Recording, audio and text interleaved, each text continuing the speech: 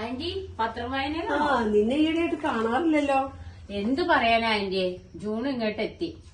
രണ്ടെണ്ണത്തിന് സ്കൂൾ ചേർക്കണമെങ്കിൽ വീടിന്റെ ആധാരം പണയം വെക്കേണ്ടിയിരുന്നോ തോന്നുന്നത്. അതിനല്ലേ നമ്മുടെ സർക്കാർ സ്കൂളുകള് 1ാം ക്ലാസ് മുതൽ ഹൈടെക്കാ.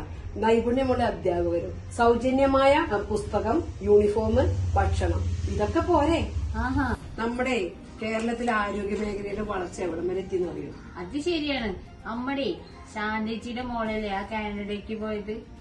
ഓൾക്ക് വയറുവേദന എന്ന് പറഞ്ഞിട്ട് സ്കാൻ ചെയ്യാൻ നിന്നപ്പോ ഡേറ്റ് കിട്ടിയത് അടുത്ത വർഷത്തേക്കാ. എന്താലേ അതല്ലേ നമ്മുടെ കേരളത്തിലെ മെഡിക്കൽ കോളേജിലാണെങ്കിൽ സൗജന്യമായ സ്കാനിങ്ങും അതിന്റെ റിപ്പോർട്ട് കിട്ടി ഡോക്ടറെ കണ്ട് ചികിത്സയും കിട്ടി നമുക്കിവിടെ പോരാ. അതാണ് കേരളം.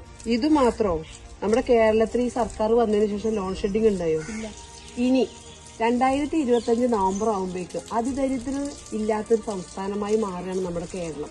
അതിഥി തൊഴിലാളികൾക്ക് പോലും റേഷൻ കാർഡ്. ഇത് നമ്മുടെ കേരളത്തിലല്ലാതെ വേറെ എവിടെയാ നടക്കുക? അത് പറഞ്ഞപ്പോഴാണ് ഞാനൊരു കാര്യം എടുത്തത്. നമ്മുടെ ആ പാത്തുംതാത്തല്ലേ, പാത്തുംതാത്തക്ക് ഞാൻ ഇടയ്ക്ക് പൈസയൊക്കെ കൊടുക്കായിരുന്നേ.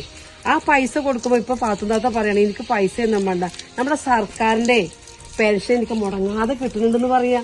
അതാണ് നമ്മുടെ സർക്കാരിന്റെ ഉറപ്പ്. നമ്മുടെ സർക്കാരിന്റെ വികസന പ്രവർത്തനങ്ങളൊന്നും അത്ര പറഞ്ഞാൽ തീരുന്നതല്ല. മലയോര തീരദേശ ഹൈവേ, എണ്ണിയാ തീരാത്തത്ര പാലങ്ങള്, ദേശീയപാത വികസനം, ലക്ഷക്കണക്കിന് കുടുംബങ്ങൾക്ക് പട്ടയ വിതരണം, വീടില്ലാത്തവരുടെ സ്വപ്നം സാക്ഷാത്കരിക്കുന്നതിന് ലൈഫ് പദ്ധതി, ക്ലീൻ കേരള, അങ്ങനെ നാനാ മേഖലയിലും കേരളം ഒന്നാമത്. പറഞ്ഞതൊക്കെ ശരിയാണ്. ആ മരം ഉണ്ടല്ലോ, അടുത്ത മഴയ്ക്ക് പെരപ്പുറത്ത് വേഗം പോയി പഞ്ചായത്തിൽ പോയി പരാതി കൊടുക്ക്. പഞ്ചായത്തൊക്കെ പണ്ട്, നമ്മുടെ സർക്കാരേ ഡിജിറ്റലാ.